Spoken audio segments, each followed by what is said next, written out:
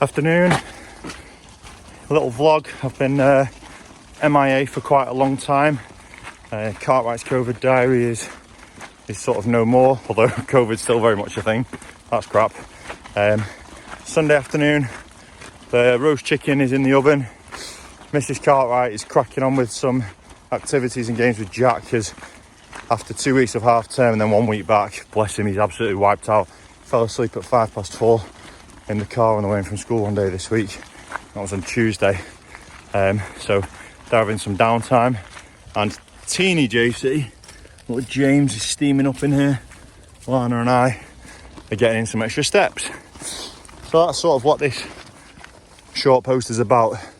Autumn half term 1 has probably been one of the most difficult that I've experienced since my first year of teaching, where my housemate at the time, Steffi, and I both doing Teach First, lived in the centre of Manchester and basically worked 6.5 days a week, and then we gave ourselves Saturday afternoon off when I went to play rugby. She did shopping, and we both got stuck in to various alcoholic beverages in the Northern Quarter on Saturday night with our other Teach First friends. But I found myself working too many late nights, getting myself burned out last half term, and generally just struggling.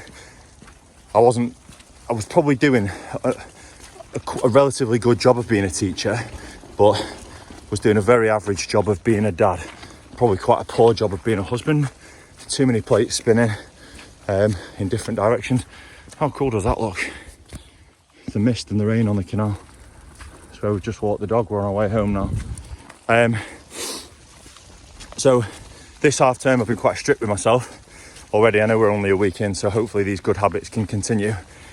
Said I'm going to sort of revisit the Teacher 5 a day that there's a bit of time left with, which I've found really useful. Surprisingly to me, I didn't think I would, but I found the written element of, it's with Martin Ree and Dr. Lucy, can't remember her last name, the written element where you have to spend 10 minutes sort of writing and reflecting about your day and then decide whether you're going to screw it up and chuck it in the bin or sort of share it with somebody. I found that brilliant. I really didn't think keeping a written diary would be the one for me at all, but it really has been. The other thing that I'm trying now, noticed that actually my exercise levels dropped absolutely. Just going to crash into somebody. My exercise levels dropped completely off the chart. I went to the gym twice, I think, in 7 weeks. 6 weeks. Once in 6 weeks, but then I managed in half term to go 3 times over the 2 weeks period. So either way, 9 weeks, 4 gym visits, not best use of your membership. And considering I do struggle to run because of my broken body, not the best for my head either. And lots of sort of 11 o'clock, 11:30 bedtimes, sort of 3 or 4 nights a week.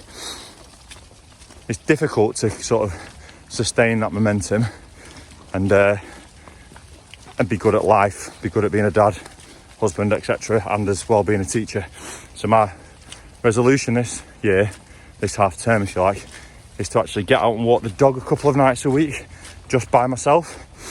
And then to help that, one of my colleagues this week said, let's bring back the step challenge. So I'm in a Garmin, loads of us got Garmins at school. So we're now in a weekly sort of step challenge, but also a lockdown step challenge. So we've got a shared goal of between the 6 or 8 of us, I can't remember how many have joined, of 2.5 million steps for the whole of lockdown, which averages between sort of 10,000 steps a day each, 10 and 12 I think, which is really important because I've been noticing that I've only been managing like 6,500 on a good day. So again, that combines with getting out and walking the dog, some me time, listen to a podcast, get some fresh air, whatever it is, or just walk quietly and look at what's going on, which apart from taking 5 minutes to do this, is pretty easy when your walk looks like this. And then we've also been really strict about reinstating the sort of Sunday roast, especially while the weather's getting rubbish and the nights are drawing in. So when I get home, I'll get the roast chicken out the oven and the 4 of us will sit down. James will throw food at the dog and Jack, Kate and I will eat our Sunday roast. So that's my sort of message for this little catch up and vlog, to see how life is. Life is bloody hard at the moment, as I'm sure it is for all educators. And I'm also very aware I work in a privileged setting. but it's still really important to try and make that time for yourself, even when you don't think you can, or it's really difficult to, or it means getting absolutely drenched with a dog on a Sunday afternoon. Hope everybody has a great week. I hope somebody finds this useful, finds this monotone chunnering useful at least. Have a great one.